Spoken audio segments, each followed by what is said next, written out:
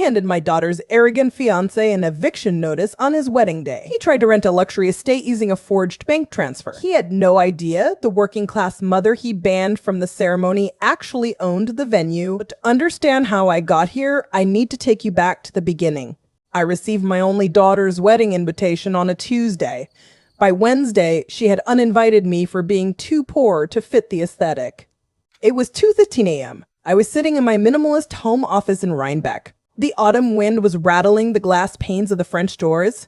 My mahogany desk was covered in quarterly financial reports for Andean Holdings. I was reviewing the commercial lease agreements for next year. I had a yellow highlighter in one hand. I had a black coffee in the other. Then my phone buzzed against the polished wood. It was an iMessage from Salel, my only child. I picked up the heavy device. The screen illuminated the dark, quiet room. It wasn't a quick check-in. It was a single, massive blue bubble. 400 words of weaponized therapy speak. I read the first sentence. It said, "Mom, we need to establish some healthy boundaries for the wedding." My eyes narrowed. I set my coffee mug down on a leather coaster. I kept reading. She talked about aesthetic cohesion.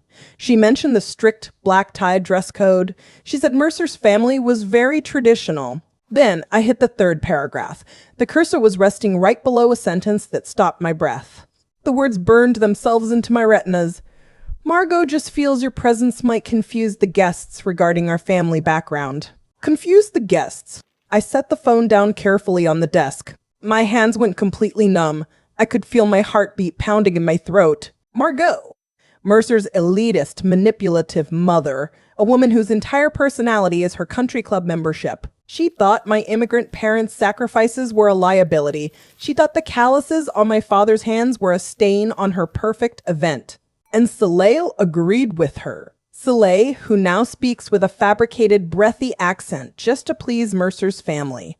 Mercer is an arrogant fraud with an empty bank account, but my daughter is completely blind to it. I closed my eyes. The cold air from the vent hit my face. The silence in the office was suffocating. A memory hit me like a physical blow. It was 2005. We were standing in a dusty, unfinished warehouse in Queens. Sunlight was streaming through the shattered industrial windows. It caught the thick dust motes floating in the air. Soleil was only 7 years old. She was clomping around the concrete floor in my oversized, steel-toed work boots. She looked up at me with dirt smudged across her cheeks. She smiled her gap-toothed smile. She said, "I want to be a boss just like you, Mama." Gone, just like that. That sweet girl was dead. Replaced by a social climbing stranger who uses words like aesthetic cohesion to mask her cruelty. I opened my eyes. The glowing screen was still mocking me from the desk. Most mothers would weep. Most mothers would call their daughters and beg for an explanation. I am not most mothers. In my line of work, I learned a very specific rule. Numbers don't have emotions. Neither do I when I am crossed. Let them dig the hole. Let them dig it as deep as they possibly want. I picked the phone back up. The metal casing felt freezing against my palm. I scrolled past the excuses. I scrolled past the fake apologies. I went to the very bottom of her cowardly text message. She had made a mistake. A massive, careless mistake. She had accidentally forwarded the digital RSVP link along with her rejection. The gold embossed font of the invitation glowed brightly on my screen. I stared at the elegant script at the very top. I didn't cry. I didn't scream. I just looked at the venue name on the digital invitation she had accidentally attached.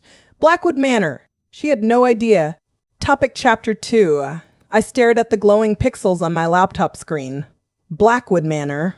Of all the luxury venues in upstate New York, they picked Blackwood Manor. I leaned back in my leather desk chair and took a slow, deep breath. The silence in my office was deafening. The black coffee in my mug had gone completely cold. I picked it up and set it down hard on the leather coaster. Numbers don't have emotions, but the sheer, unadulterated irony of this specific venue choice was almost too perfect. I closed the laptop. The digital clock on my desk read 2:23 a.m. I stood up. My joints popped in the quiet room. I walked down the dark hallway towards Soleil's childhood bedroom. I needed to pack up the last of her things. I pushed the white panel door open. The hinges whined slightly. The room smelled like stale vanilla perfume and expensive dry shampoo. It looked exactly how she left it 6 months ago. That was when she officially moved into Mercer's Manhattan apartment. Designer shopping bags were crumpled in the corner like trash. A stack of glossy Vogue magazines sat on the nightstand. Soleil always hated my money. Well, she hated where she thought my money came from. She assumed we were just comfortable, boring middle class. I drove a 10-year-old Volvo station wagon. I bought my clothes off the rack at Macy's. I never saw the point in flashing wealth or buying status symbols. I built my fortune quietly in commercial logistics and real estate, dirt, concrete, and steel. That is what pays for the extravagant lifestyle Soleil so desperately wanted. I walked over to her closet and pulled open the white bifold doors. The track rattled loudly. I reached up to the top shelf to grab a stack of cashmere sweaters. My hand brushed against a heavy wooden frame. It was shoved all the way in the back, hidden behind a winter coat.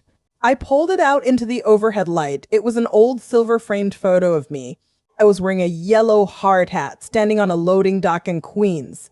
My steel-toed work boots were covered in thick gray cement dust. I was smiling at the camera, looking exhausted but proud. Soleil had hidden it face down in the dark. She had replaced it on her dresser with a sleek, modern frame. That one held a VIP ticket stub, a charity polo match Mercer took her to last summer. I ran my thumb over the dusty glass of my loading dock photo. My chest felt incredibly tight. My throat burned. I was mourning a daughter who was still very much alive, but the girl who used to live in this room was gone. Mercer and his elitist mother, Margot, had completely rewritten her. They convinced her that my blue-collar roots were a stain on her new high society life. I remembered a Tuesday evening back in the fall of 2021. I was sitting right out there at the dining room table. The heavy mahogany surface was completely covered in thick manila folders. Every single one was stamped with Andean Holdings LLC in bold black ink. I was holding a yellow highlighter, reviewing a massive stack of quarterly tax documents. Soleil walked in, wearing a crisp white tennis skirt Mercer had just bought her. She sighed loudly and rolled her eyes at the mess. She told me to move my boring warehouse paperwork so she could eat her salad. She actually called it that, boring warehouse paperwork. I didn't argue with her. I just gathered up the heavy folders and carried them into my office. I let her believe I was just a mid-level regional manager who pushed papers. Let them dig the hole. I placed the hard hat photo gently into a brown cardboard moving box. I grabbed the packing tape and sealed it shut. The loud rip of the tape echoed in the empty room. The sadness in my chest was starting to evaporate. A cold, sharp, mechanical focus was taking its place. Margot wanted to protect her family's pristine, old money image from my working-class dirt. Mercer wanted to pretend he was a titan of generational wealth. They both convinced my daughter to lock me out of the most important day of her life, and they were going to do it at Blackwood Manor. I looked at the sealed cardboard box one last time. Soleil thought I was just a regional manager who pushed papers. She didn't know what those papers actually bought 5 years ago. Topic Chapter 3. It was 9:15 a.m. on Wednesday. I was sitting in the driver's seat of my Volvo. In my lap was a faded blue velvet box. Inside was my grandmother's silver filigree necklace. I had planned to give it to Soleil for her something old. Against my better judgment, I started the engine. I drove straight down the Taconic Parkway toward her apartment in the city. The sky was the color of wet concrete. The heater in my car was blasting. My hands were still freezing. I kept telling myself I was doing the right thing. I parked on a damp street on the Upper East Side. The autumn wind bit through my thin wool coat. I walked into her pre-war building. The lobby smelled like expensive lavender diffuser oil and polished brass. I took the elevator up to the 4th floor. The heavy brass doors slid open. I stepped onto the thick, cream-colored hallway runner. I approached Unit 4B. I reached up to press the doorbell. My finger stopped an inch from the plastic button. The heavy oak door was cracked open. Just a fraction of an inch. I could hear voices drifting out from her kitchen. It was Margot. Her tone was unmistakable. Hearing that voice threw me right back to the spring of 2023. That was the first time I met Margot. We were at the Westchester Country Club. She had looked me up and down like I was a health inspector. She wore a crisp white tennis skirt. I wore my work slacks. She gave me a limp 2-finger handshake. Her heavy diamond rings dug into my calluses. Now her voice was echoing through the crack in Soleil's door. "She's just so earthy," Margot said.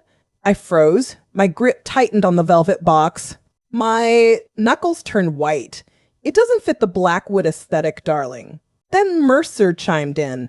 Exactly, he said. The woman drives a 10-year-old station wagon. We can't have her mingling with the board members. I looked up at the doorframe. The Ring camera was blinking its faint blue light. I felt a dark sense of irony. I still pay the $3.99 monthly subscription for that camera. It was recording every single word. I stood perfectly still on the cream runner. I waited for my daughter to speak. I waited for Soleil to defend the woman who raised her, the woman who worked 80-hour weeks to pay her NYU tuition. The silence stretched out. I could hear the clink of a silver coffee spoon against porcelain. Then Soleil spoke. I know, Margot, she sighed. It's just embarrassing. She paused. She wouldn't even know which fork to use at the rehearsal dinner. That was it. It felt like a physical blow to my ribs. My breath caught in my throat. My stomach dropped to the floor. Have you ever felt the exact moment a piece of your heart simply dies? It doesn't happen with a scream. It happens in absolute chilling silence. The maternal warmth I had carried for 26 years evaporated. Gone. Just like that, replaced by something entirely different. Something sharp and cold and perfectly clear. I looked down at the velvet box in my hand. The silver filigree necklace suddenly felt like a joke, a relic from a family that no longer existed. I didn't cry. Numbers don't have emotions. And right now, this was just a balance sheet. They wanted the Blackwood aesthetic. They wanted the prestige of Blackwood Manor. They had no idea that the earthy woman in the hallway owned the deed. Every single brick, every crystal chandelier, every blade of grass. Bought and paid for by Andean Holdings LLC. I looked back at the blinking blue light of the Ring camera. I made a mental note to download the footage later. Let them dig the hole. I didn't knock. I gently set the heirloom on the mat. I turned around and walked down the hallway. The elevator doors opened with a soft ding. I stepped inside and pressed the button for the lobby. I walked back out into the biting wind. I got into my 10-year-old Volvo and locked the doors. I pulled out my phone. I opened my contacts and scrolled down to the letter D. I made a phone call I should have made months ago. Topic Chapter 4. The phone rang 3 times before he picked up. Blackwood Manor, Desmond speaking. I was still sitting in my Volvo outside Soleil's apartment building. The dashboard clock glowed a harsh neon green. It was exactly 9:15 a.m. on a Wednesday. The engine was off. The autumn air was crisp, making the windshield fog up around the edges. The smell of stale black coffee lingered in the tight space at the car. Desmond, I said, it's Catalina. His professional hospitality polished tone dropped instantly. Boss, good morning. I didn't expect to hear from you today. Desmond is my general manager. He runs the day-to-day operations at Blackwood Manor. I bought the estate back in 2019. I still remember the smell of lemon polish in that boardroom. I remembered the exact weight of the heavy gold pen in my hand. I sat across a massive mahogany table from a very distressed seller. I signed a stack of legal documents 3 inches thick. I shook his sweating hand. Just like that, Andean Holdings owned every brick, every crystal chandelier, and every blade of grass. It was the crown jewel of my commercial real estate portfolio, and nobody in my personal life knew it existed. I need you to pull up a booking file, I told him. For a wedding next October. I heard the rapid clicking of a mechanical keyboard on his end. Which one? He asked. The groom's name is Mercer. The bride is Soleil. A sharp, irritated exhale came through the speaker. Oh, them. My grip tightened on the leather steering wheel. The material felt freezing under my palms. Is there a problem with the file? I asked. Not the file, Desmond said. The family. He didn't hold back. The mother-in-law, Margot, has been an absolute nightmare to my staff. He started listing the incidents. She snapped her fingers at the waitstaff during the menu tasting. She demanded we repaint the grand ballroom because the gold trim clashed with her dress. And the groom? I asked. Mercer threatened to have my head chef fired over a dispute about the caviar sourcing, Desmond said. They act like they own the place. Arrogant, entitled nightmares. He paused. Honestly, boss, I've been tempted to invoke the nuisance clause and cancel their contract. I let the silence hang in the cold air of the car. My heart was beating a slow, steady rhythm against my ribs. Don't cancel it, I said quietly. Why not? We don't need their money, Catalina. I took a slow breath. Because the bride is my daughter. The line went dead silent. It was a thick, heavy silence, a shared, dangerous understanding between boss and employee. Desmond is sharp. He didn't ask stupid questions. He didn't offer me useless pity. He just processed the data. I see, he finally said. His voice was much lower now. Calculating. I'm sending the complete internal booking file to your encrypted business email right now. My phone buzzed against the center console. A notification popped up on the screen. I opened the email app and tapped the attachment. The subject line read, Mercer and Soleil Wedding. The screen glowed brightly in the dim light of the car. I scrolled down to the client notes section. It was a bloodbath of red flags. There were paragraphs of complaints from my staff about Mercer's abusive behavior. Timestamp October 4th, 2015 p.m. He called a junior server a peasant for dropping a silver coffee spoon. Timestamp October 12th, 4:30 p.m. He threw a crystal water glass at a wall because the ice melted too fast. My daughter was marrying a volatile monster, and she was hiding it behind designer bags and a fake accent. You know that feeling when your gut is screaming at you, but your brain keeps making excuses? I didn't have that feeling anymore. My brain was perfectly aligned with my gut. Numbers don't have emotions. I scrolled further down the digital document. I was looking for the deposit receipt. I needed to see exactly how much of Mercer's supposed old money was actually changing hands. Desmond cleared his throat on the other end of the line. Boss, he started. I'm reading the notes, Desmond. I interrupted. It's fine. Let them dig the hole. Desmond sighed heavily. It's not just the behavior notes, Catalina. If she's your daughter, you should probably look at the financial disclosures they submitted for the deposit. I clicked the attachment Desmond just sent. The PDF was named Mercer Deposit History. It was 9:16 a.m. on Wednesday. I sat back in my leather desk chair. The leather creaked in the quiet room. I scrolled past the standard venue contract. Desmond had highlighted page 3 in bright yellow. I zoomed in on the event coordinator's notes. The date was October 14th, the day they officially booked Blackwood Manor.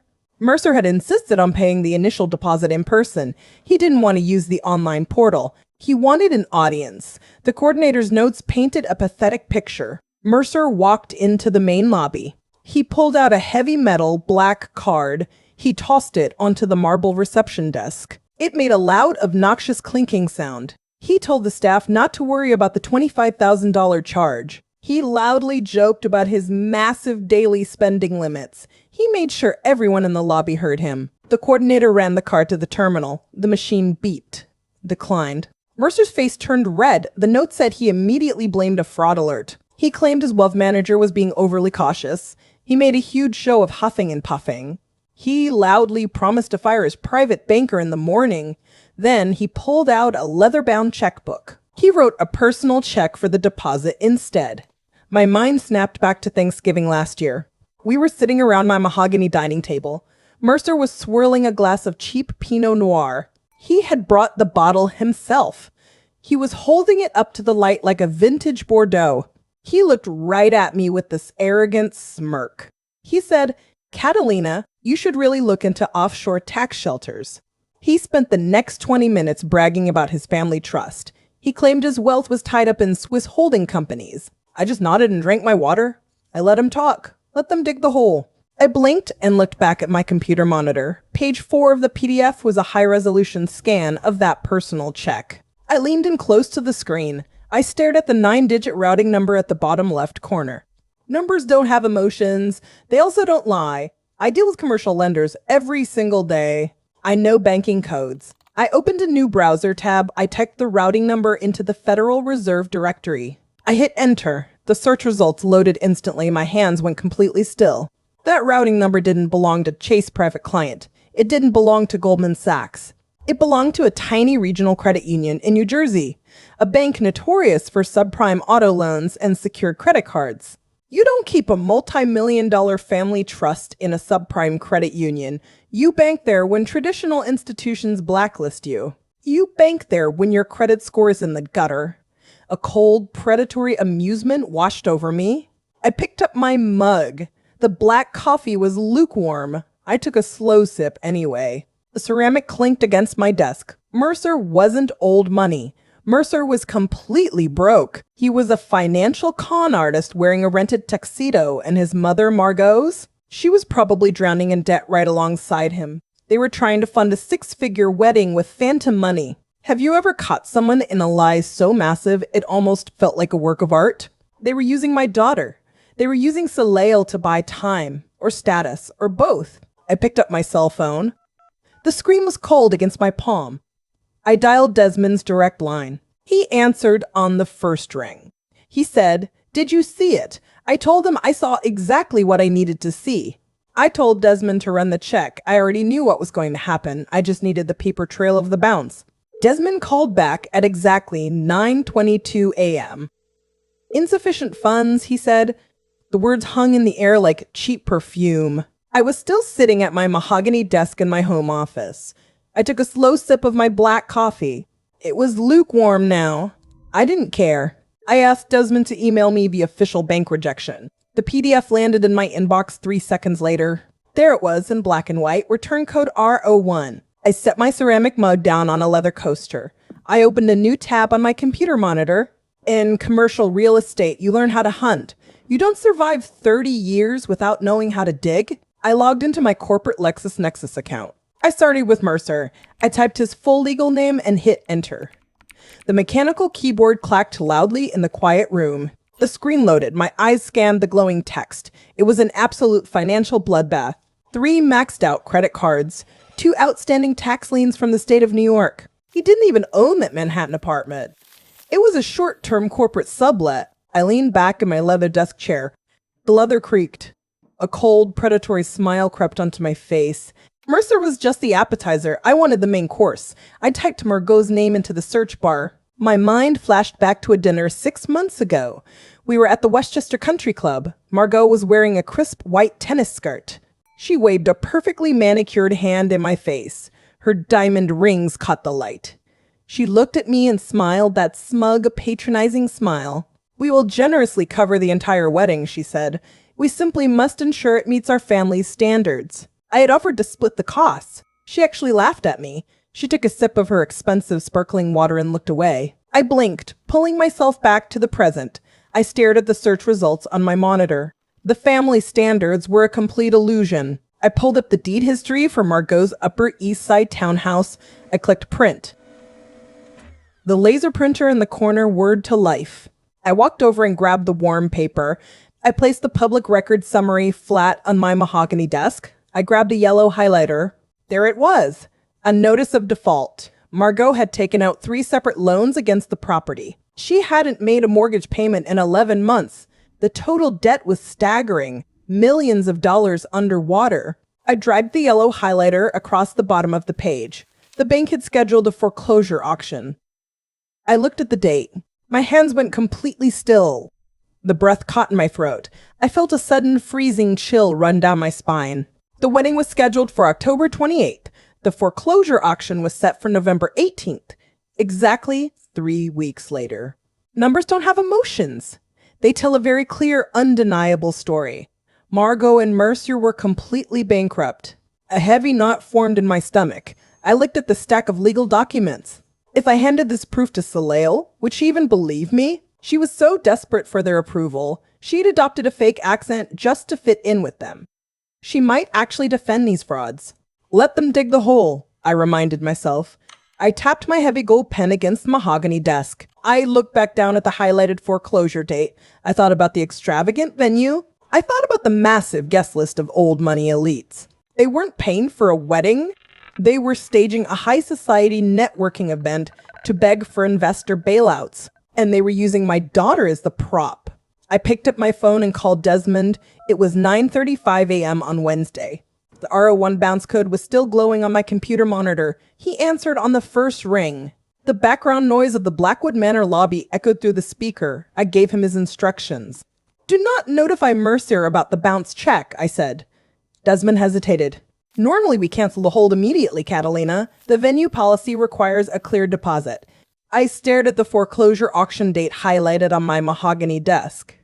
"Not this time," I told him. "Tell him there is a standard processing delay. He's going to think he got away with it," Desmond warned. "Exactly," I replied. "Let them dig the hole." I needed them trapped in their own lie. I needed them to show up at the venue on October 28th. At 11:15 a.m., my doorbell rang. I walked down the hallway. I looked through the brass peephole. It was Soleil. I unlocked the heavy oak door. She stood on my porch, shivering in a thin cashmere cardigan. Her eyes were red. She looked fragile. For a fraction of a second, my heart leapt. I thought she knew. I thought she had finally discovered Mercer's empty bank accounts. I thought my daughter had come back to me. I ushered her inside. We sat down on the beige living room sofa. Then she started talking. It wasn't a confession. It was a performance. She dabbed the corner of her eye with a tissue. She was incredibly careful not to smudge her expensive eyeliner. "Mom, this is just so hard for me," she whispered. She put on that fake, breathy accent, the one she adopted specifically for Margot. "Mercer's family is paying for absolutely everything," she said. "It's their high society world. I just owe them this." She looked down at her lap. She let out a rehearsed sigh. "You wouldn't be comfortable there anyway," she added. "It's for the best if you don't come." My hands rested flat on my knees. The leather sofa felt ice cold beneath my palms. I stood up. I told her I was getting her some water. I walked into the kitchen. The marble counter was freezing against my fingertips. Numbers don't have emotions. Neither does video footage. I pulled out my phone. I opened the security app. I tapped the live feed for the indoor living room camera. It was mounted above the bookshelf. I wanted to see if I had missed any genuine remorse on her face. I watched the glowing screen. My thumb hovered over the glass. Soleil was sitting alone on the sofa. The moment I left the room, her tears stopped. Gone. Just like that. Her posture completely changed. She pulled her phone from her designer bag. She checked a notification. Then she smiled. It was a wide, relaxed, triumphant smile. She typed a quick reply. Probably the Margot. Probably saying she handled the peasant problem. My chest went completely hollow. I could feel my heartbeat in my throat. My mind flashed back to 2014. Soleil was 17. She had experienced her first real heartbreak. We sat on her childhood bed. The room smelled like lavender diffuser oil. I spent 3 hours stroking her hair. I wiped away real messy tears that soaked my shirt. I was fiercely protective of that girl. The woman on my screen wasn't her. That girl was dead. This woman was just a stranger wearing my daughter's face. Would you have fought for her? Be honest, because in that exact moment, the last shred of my maternal hope evaporated. I realized I couldn't even try to tell her the truth about Mercer's fraud. She wouldn't believe me. She didn't want the truth. She wanted the illusion of wealth, and she was willing to throw me away to get it. I grabbed a crystal pitcher and a glass from the cabinet. The ice clinked sharply. I walked back into the living room. Soleil immediately dropped her phone into her lap. She pinched her face back into a mask of sorrow. I didn't argue. I just poured her a glass of water, smiled, and said, "I understand perfectly. I won't be at the wedding." It wasn't a lie. I wouldn't be there as a guest. Topic. Chapter 8. I heard the heavy brass mail slot snap shut. It was Thursday, exactly 2:15 p.m. The house was completely silent. I walked into the foyer. A single, thick ivory envelope lay on the dark hardwood floor. The calligraphy was flawless, swirling in black ink. It was addressed to my cousin in Chicago, but the zip code was my Rhinebeck address. The calligrapher had made a careless mistake. I picked it up. The paper was heavy, expensive cotton stock. I carried it into the kitchen and dropped it on the cold marble island. I stood there staring at the embossed return address. The Upper East Side. Margot's townhouse. The one currently scheduled for foreclosure. I shouldn't have opened it. But numbers don't have emotions, and neither do I anymore. I slid a silver butter knife under the gold wax seal. The wax cracked with a sharp snap. I pulled out the main invitation. The gold foil lettering caught the afternoon light streaming through the window. I read the first line. Margot invites you to celebrate the marriage of her son Mercier to Soleil. Just Margot. No mention of the bride's family. I wasn't just uninvited from the event. I was entirely erased from the stationery. I tilted the envelope. A smaller card fluttered out and landed face up on the counter. It was the registry insert. I leaned in, resting my hands on the marble to read the fine print. The text said, "To support the couple's future empire, seed investments and Mercer innovations are preferred over traditional registry gifts." I stared at the card. My chest hitched. A sharp, dark laugh actually echoed off the kitchen cabinets. They weren't just throwing a fake wedding. They were soliciting venture capital from their guests. It was a high society shakedown masked as a celebration. My mind flashed back to 2018. We were sitting right here at this exact kitchen island. Celia was 19, wearing a faded college sweatshirt. I had a stack of commercial freight invoices spread across the marble.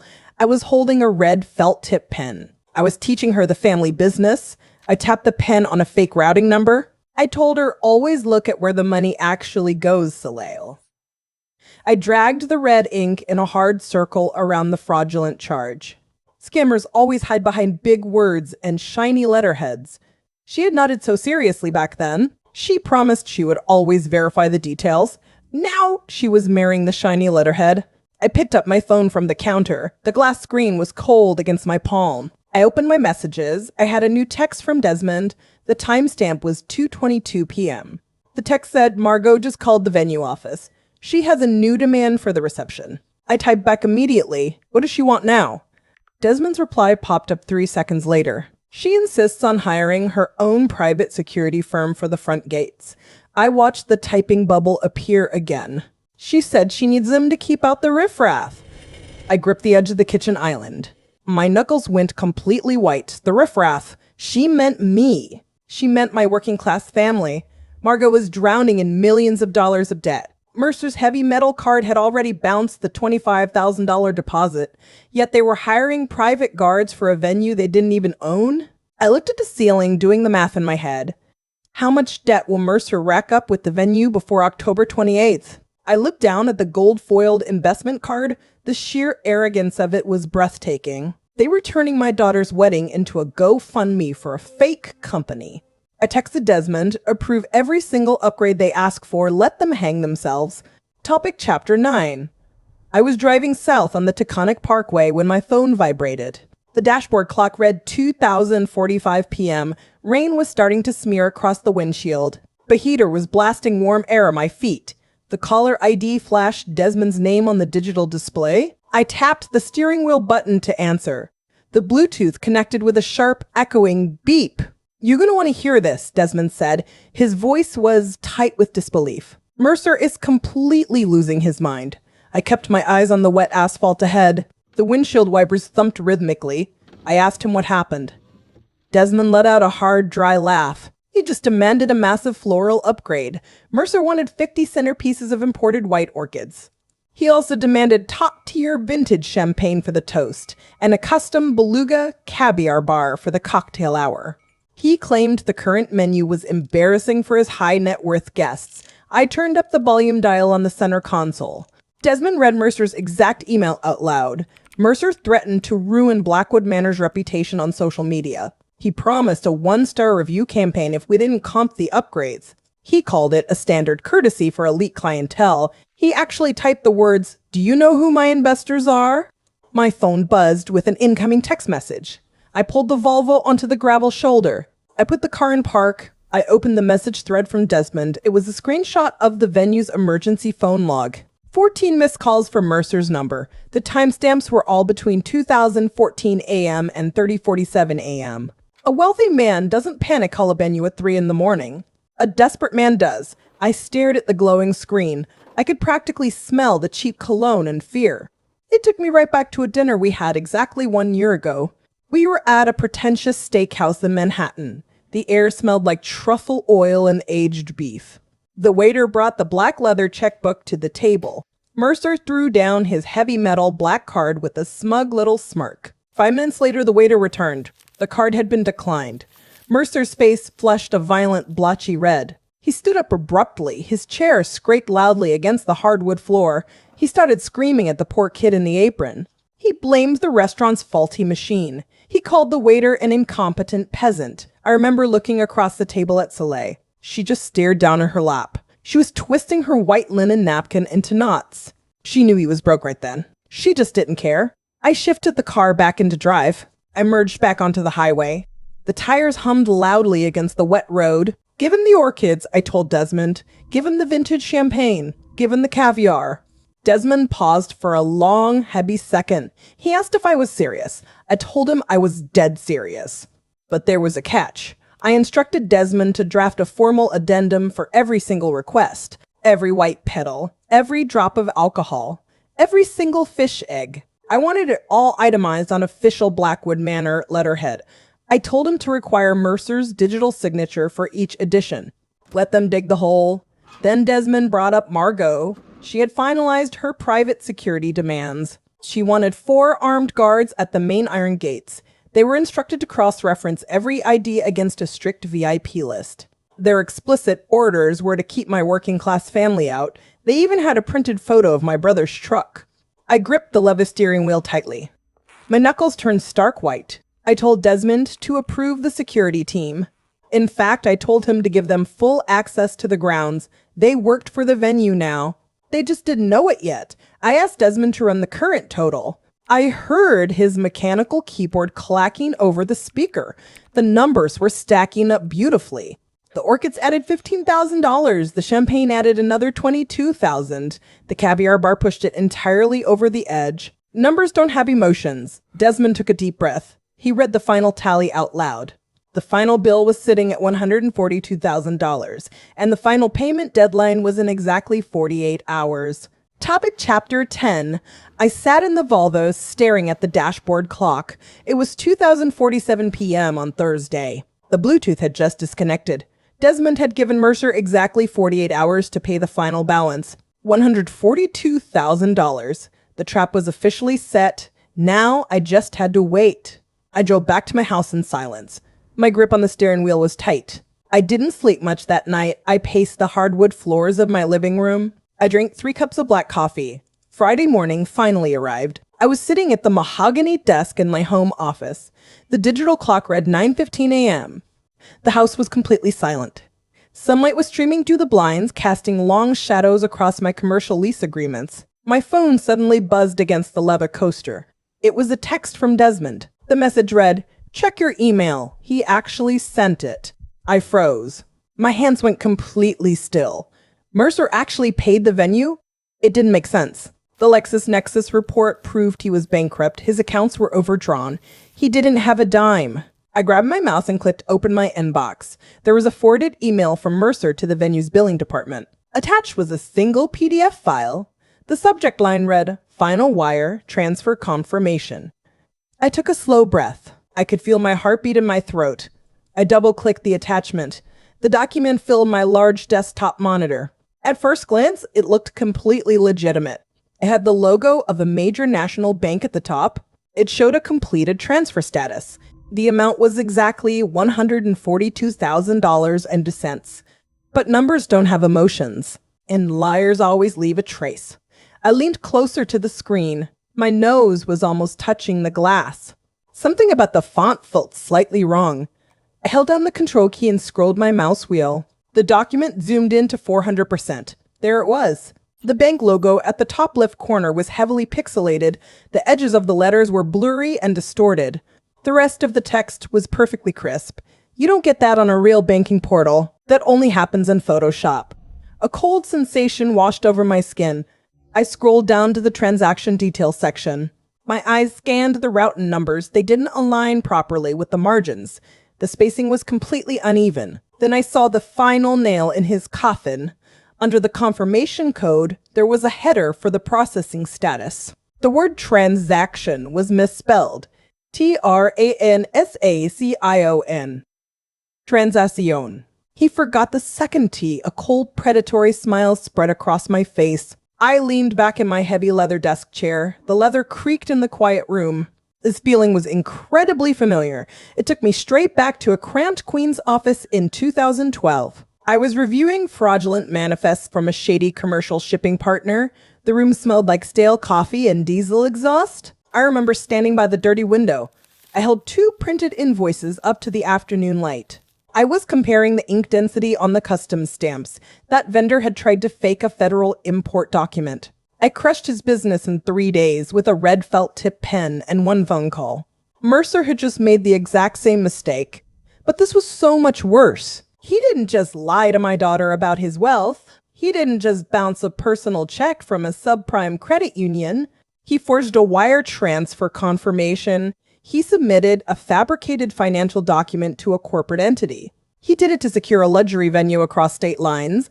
That involves federal banking networks. I picked up my phone and dialed Desmond. He answered on the first ring. "Did you see it?" Desmond asked. I could hear him breathing heavily into the receiver. "Is it real?" "I saw it," I said, staring at the blurry logo. "It's a fake." "He misspelled transaction?" Desmond let out a low whistle over the line. "So, what's the play, boss? Do I call the police?" I looked back at the screen. The fake wire receipt was still glowing brightly in my quiet office. "No," I said, my voice ice cold. "Let them dig the hole. If we called the cops now, Mercer would get arrested quietly. Margot would play the victim. Soleil would bail him out. I needed this to be public. I needed the entire illusion to shatter in front of their high society friends. "Approve the payment in the system," I instructed Desmond. "Send him a glowing confirmation email. Tell him everything is perfect." "Are you sure?" Desmond asked. I could hear him typing on his mechanical keyboard in the background. "Positive," I replied. "Give them full access to the property. Let them set up the floral arrangements. Let them ice the champagne." I hung up the phone and set it down on the mahogany desk. I took a sip of my black coffee. It was lukewarm, but it tasted like absolute victory. Mercer thought he had outsmarted a working-class mother. He thought his fake money could buy his way into the elite. He was wrong. He didn't just bounce a check, he committed a felony. I told Desmond not to say a word. Let them have their rehearsal dinner. It was 7 o'clock on Friday evening. The rehearsal dinner was officially underway. Without me, I sat alone in my dark living room. The only light came from the glow of my iPad screen. I had an expensive bottle of Pinot Noir open. My house was silent. On the screen, Soleil's Instagram story was playing at the Westchester Country Club. The room dripped with wealth. I watched Margot at the head of a banquet table, holding a crystal flute. She wore a tailored navy dress that screamed old money. Her voice echoed through my quiet living room, to pedigree, to class, and to our merging families. My chest tightened, but I didn't look away. My mind drifted back to 1995 to a VFW hall in Queens with scuffed linoleum and cheap beer. The contrast was sharp. My daughter was in a $5,000 gown playing the part of a socialite. Mercer leaned in to kiss her cheek, looking arrogant and confident. He had no idea who owned the building he was renting. He thought his forged wire transfer had bought him time. I pressed the power button on the iPad, plunging the room into darkness. I didn't cry. I didn't throw my glass. I just breathed. Let them have their fancy dinner. Let them dig their hole.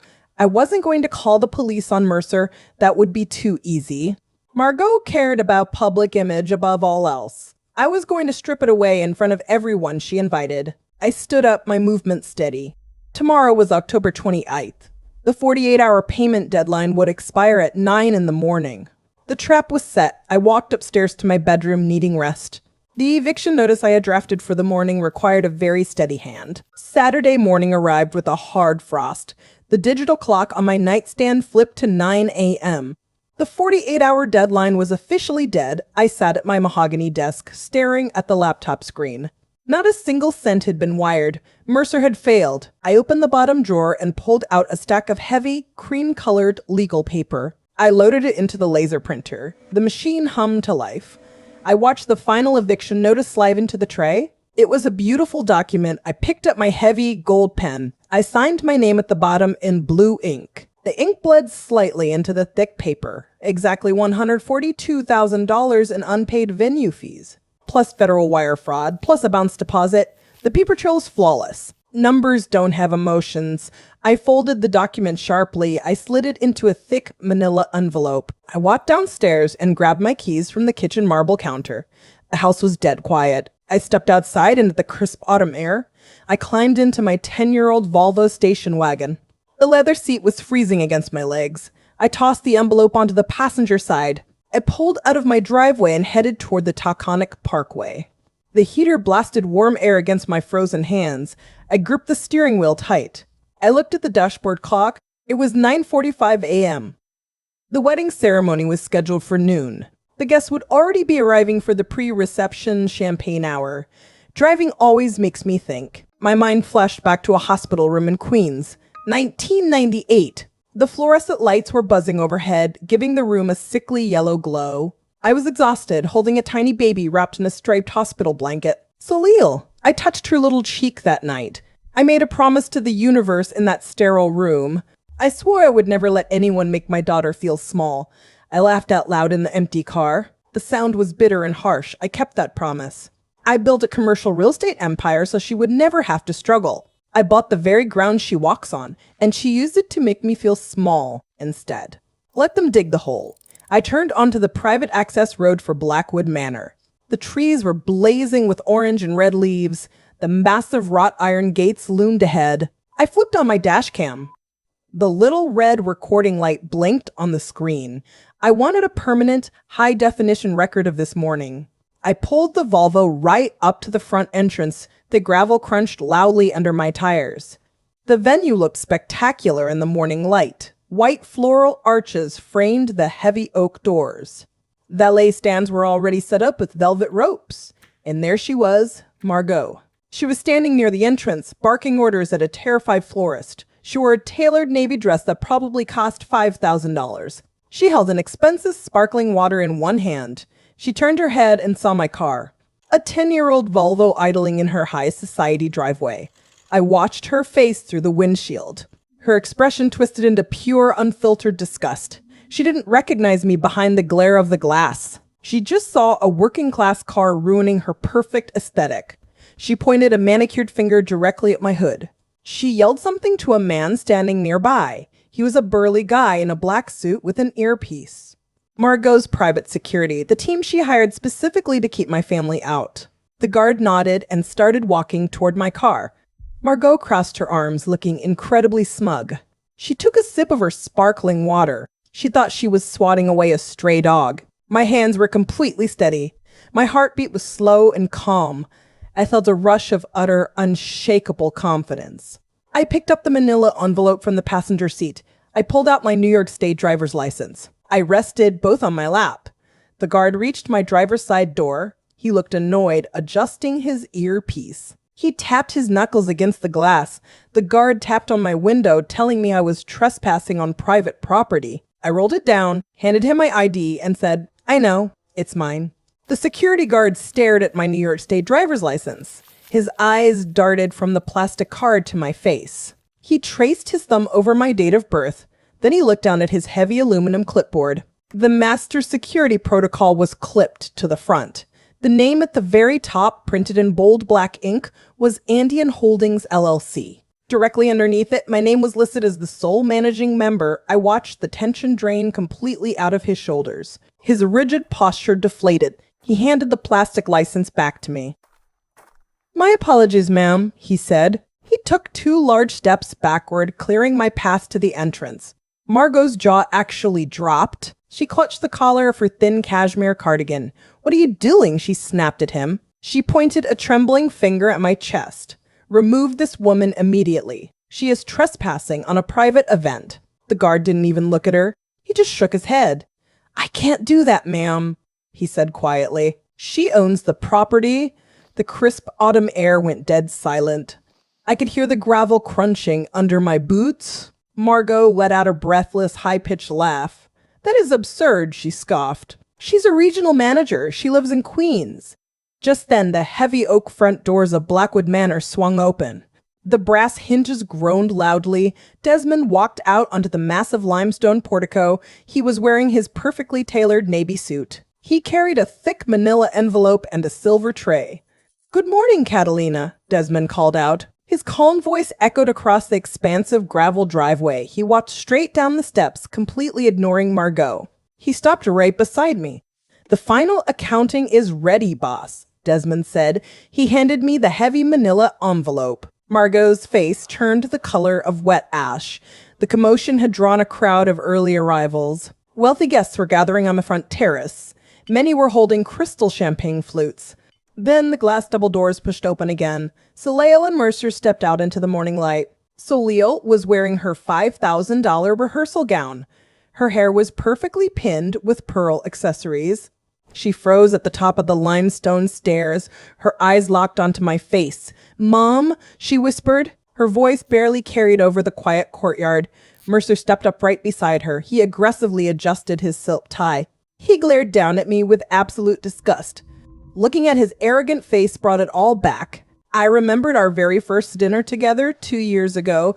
We were sitting at an expensive Manhattan steakhouse. The smell of roasted ribeye and red wine was heavy in the air. I was paying the enormous bill. Mercer had swirled his silver fork and smirked at me across the mahogany table. He had actually asked if I understood how generational wealth worked. I felt my heart beat steady in my chest. I unclasped the metal tab on the manila envelope. I pulled out the heavy cream-colored legal paper. It was the official notice of immediate eviction and breach of contract. The Blackwood Manor gold foil seal was stamped at the top. I walked slowly up the limestone steps. The private security team parted like the Red Sea to let me through. I stopped exactly 1 foot in front of Mercer. "Your 48 hours are up," I said. I shoved the eviction notice directly against his chest. He reflexively grabbed the thick paper. "What the hell is this?" Mercer stammered.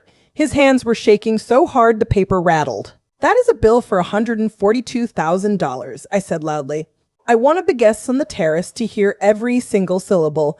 "It also cites federal wire fraud," I continued. "Your forged bank transfer confirmation had a massive typo in it." Mercer's eyes darted wildly around the gathered crowd. The cream-colored paper crumpled in his sweaty grip. Soleil grabbed his arm. She looked at the legal document, then back at me. "Mom, what is going on?" she pleaded. "Why are you doing this to my venue?" I looked my daughter dead in the eye. "It's not your venue, Soleil," I said. "It's mine." She blinked. Her perfectly manicured hands dropped to her sides. "Remember all that boring warehouse paperwork you used to make fun of?" I asked. "The Andean Holdings LLC tax documents I signed at the kitchen table?" Soleil's breath hitched. I watched the realization hit her like a physical blow. It was a total paradigm shift. Her initial shock morphed instantly into absolute horror. She realized her entire high society illusion was built on my property. "Mercer is completely broke," I told her, keeping my voice ice cold. "His credit cards are maxed out." I pointed at the crumpled eviction notice in his hand. He bounced a $25,000 check from a subprime credit union in New Jersey. Loud gasps rippled through the wealthy guests gathered on the terrace. I heard someone drop a crystal glass. It shattered on the stone. Phones were coming out. People were recording us. Mercer's face was dripping with cold sweat. His mouth opened and closed, but he couldn't speak. Margot finally broke the stunned silence. She stomped up the limestone steps, her heels clicking aggressively. Margot started screaming that I was lying. So I looked at Desmond and gave the order I'd been waiting 6 months to give. "Lock the doors. The event is cancelled." The heavy oak doors of Blackwood Manor clicked shut. The deadbolt slid into place with a loud metallic thud. The sound echoed across the marble portico. It was the loudest silence I have ever heard. I stood on the top step holding my empty manila envelope. Below me, the circular driveway was absolute chaos. The private security team Margot hired was now enforcing my eviction. They formed a physical wall between the estate and the wedding party. Guests in $5,000 gowns were frozen on the lawn. Dozens of cell phones were raised in the air. Camera lenses were pointed straight at Mercer. Margot's perfect elitist posture had completely collapsed. She was clutching her pearl necklace like it was physically choking her. Her face was entirely drained of color. Mercer was frantically tapping his phone screen. He was trying to call his fake bank or maybe his fake investors. His hands were shaking so violently he dropped the device. It hit the cobblestones. The screen shattered into a spiderweb of cracked glass. Then there was Soleil. She was standing by the velvet ropes in her custom silk wedding dress. The crisp white fabric looked ridiculous now. The entire illusion she had built was gone. She looked at Mercer. She looked at his shattered phone on the ground. Then she looked up at me. I walked down the stone steps. My heels clicked evenly against the pavement. I didn't rush. I didn't gloat. I just walked. Soleil took a trembling step toward me. Her expensive eyeliner was already running down her cheeks in dark streaks. She reached out her hand. She whispered, "Mom, please." I didn't know. I stopped for exactly 1 second. I looked at her tear-stained face. Then I kept walking. I went straight to my 10-year-old Volvo station wagon. I unlocked the heavy door and slid into the driver's seat. I gripped the worn leather steering wheel. I started the engine. I drove slowly down the private access road. I checked my rearview mirror one last time. Salil was just a tiny white speck, sobbing in the gravel. By 8 o'clock that evening, I was back in Rhinebeck. I was sitting alone at my mahogany desk. The house was completely dark except for my computer monitor. I opened the estate security app on my iPad. I clicked on the outdoor camera feeds from that morning. The timestamp read 10:14 a.m. The high-definition video was crystal clear. I watched Mercer and Margot screaming at each other in the driveway. Margot actually shoved her son into a wooden valet stand.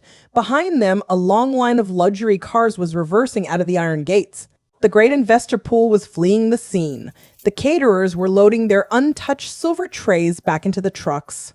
Let them dig the hole. And they did. I picked up my cell phone from the leather coaster. I opened my messages and scrolled down to Salil's name. There it was, that original 400-word text message, the one where she uninvited me for being too working class. I stared at the massive blue text bubble. I remember the day I received it. Then I swiped left. I tapped delete. The blue bubble vanished from the screen. Gone. Just like that. I poured myself a glass of water from the crystal pitcher. I sat back in my heavy leather desk chair. I'm sharing this because I know someone out there is being taken advantage of. Where are you watching this from right now? What time is it there? Drop a comment. I read every single one. If this story hit you, drop a like. Hit that subscribe button if you want to hear more of how I run my business. Turn on notifications. Hit that bell. You need to protect yourself out there. Salil called me 47 times that night. I didn't answer a single one. Because as I always taught her, numbers don't have emotions.